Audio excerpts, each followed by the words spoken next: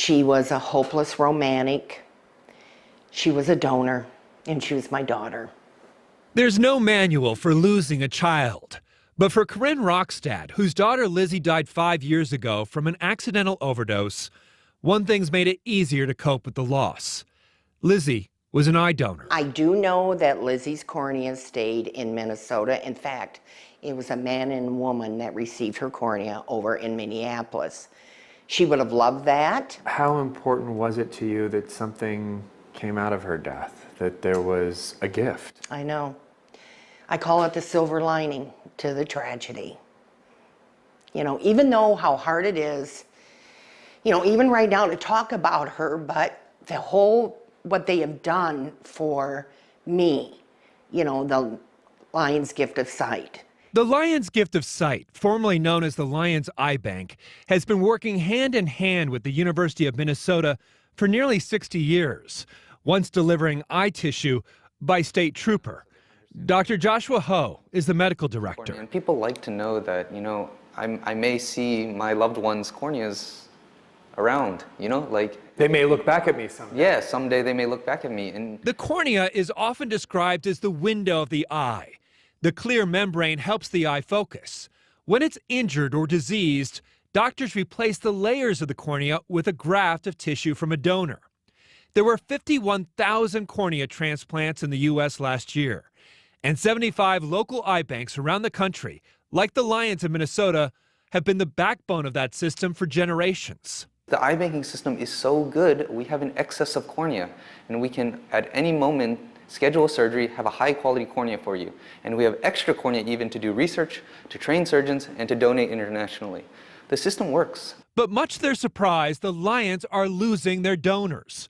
Earlier this year, 5 hospitals ended their relationship with Lions Gift of Sight. Regents, North Memorial, St. Cloud, St. Francis, and United, as well as the Ramsey County Medical Examiner. And just last week, 10 more Allina hospitals, including Abbott and Mercy, also cut ties with the Lions. Altogether, they account for about a third of the Lions' donor eye tissue. All have now signed contracts with LifeSource of Minneapolis. The $43 million nonprofit is the big player in the upper Midwest for organ and tissue donation, but until a couple years ago had stayed away from eyes.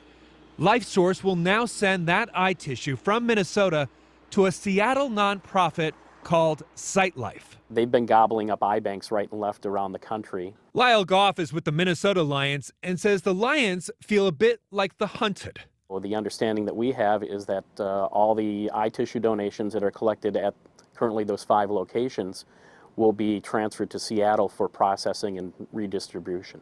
Now, SightLife is a nonprofit, correct? Yes, it is. But they have a for-profit arm. Yes, they do. How does that work? That's a good question. Monty Montoya is the man with the answers. And so what we recently have done is we've created SightLife Surgical and closed a $10 million Series A venture capital investment. More than 20 years ago, Montoya took a sleepy little Lions eye bank in Seattle and turned it into the largest eye bank in the country.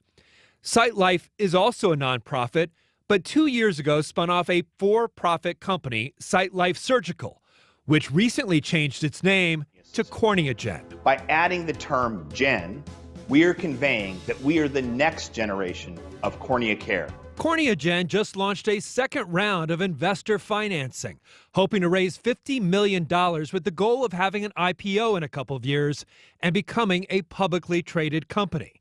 Here's the business model.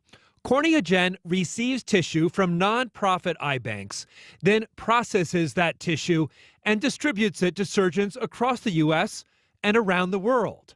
CorneaGen likes to say it's a company with a mission: to eliminate corneal blindness globally by 2040. The U.S. already exports 26,000 corneas a year, but the need is estimated by some to be 10 million. In a speech earlier this year, Montoya tells the story of a clinic in China. I was handed this 18-month-old boy, and I had to hold him while the surgeon told his mom that he would not get a transplant. Montoya believes the only way to meet that global demand is through the innovation and resources of a for-profit company. And that is what we do not have in the area of cornea blindness. But the difference is you guys are making money and a profit. So the revenue that we generate is generated exactly the same way as all the other organizations that are providing tissue for transplant. There's a reason that's a sensitive question. Under federal law, body parts and tissue can't be sold for profit. A prohibition going back to the 19th century body snatchers who dug up graves to sell cadavers to medical schools. But you can charge a reasonable processing fee. Medicare pays for about 74% of all corneal transplants in the U.S. The standard reimbursement rate is $3,600. But CorneaGen can turn a profit selling an entire catalog of medical devices surgeons can use when transplanting corneas, as well as advanced techniques for preparing the tissue graft. But the Lions say as a nonprofit, without investors to keep happy, they are more committed to basic scientific research. Honestly, eye banks get reimbursed better for tissue that is donated for transplantation. Research tissue is reimbursed at a rate between $300 and $1,200, one-third the rate for transplant. The Lions Gift of Sight is second in the nation in providing eye tissue for basic research. And not just corneas, but the retina and the rest of the eye as well. They are definitely more interested in cornea research because that's what their investors are sort of interested in. I'll just say that the Minnesota Eye Bank has been hands down the most easy to work with eye bank that we've contacted. University of Virginia professor Brad Gelfand is studying age-related macular degeneration. And the tissue comes out of comes to us in a really pristine fashion. It's preserved in a very specific and particular manner that allows us to do some of the highly technically challenging, complex analyses that we do in our lab. The University of Minnesota is also studying how stem cells could one day be used to repair the cornea, making donors obsolete. Dr. Ho worries that CorneaGen is on a slippery slope.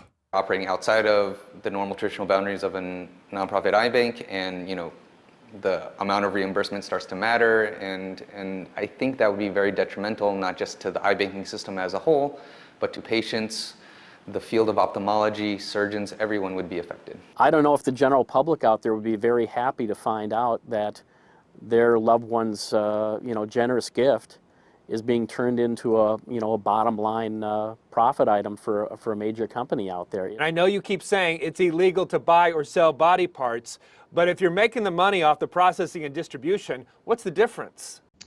Yeah, and Tom, again, I would encourage you, and I don't know whether you want to put this on record or off record, is not to allow yourself to be manipulated by a poor us story. And the real issue here is quality.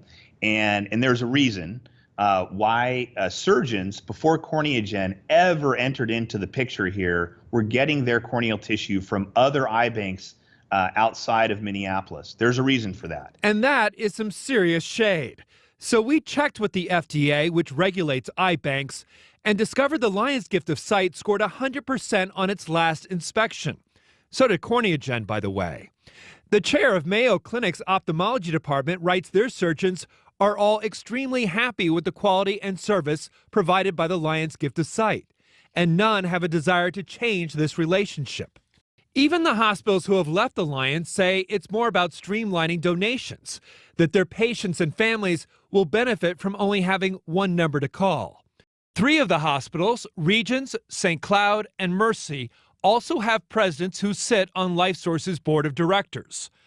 LifeSource declined an on-camera interview, but in a statement said, "We have a long history of managing organ and tissue donation, and we expanded our programs to include eye donation in 2016 in response to requests from our hospital partners, dozens of partners who recognize what is best for both grieving families and hospital teams. Our eye donation partner, SightLife, was carefully chosen and has a strong commitment to quality and innovation." Nowhere in their statement does LifeSource mention the for-profit CorneaGen, or that Minnesota donations will be sent out of state and even outside the U.S. I can't even say enough what they have done. just for me, my daughter. For many, local eye banks are still worth keeping. But it's also true that profit and medical innovation often go hand in hand. If we are crossing a line, the choice should perhaps be up to the donors or their families. After all, it's their gift. Isn't it a blessing that we have the gift of donation? I mean, it really, when you think about it, and I think what Liz would say is, Mom, I was recycled. And she would love that. We reached out to others in the eye banking community who told us they worry that the entry of a for-profit company will alter people's motivations and muddy the waters.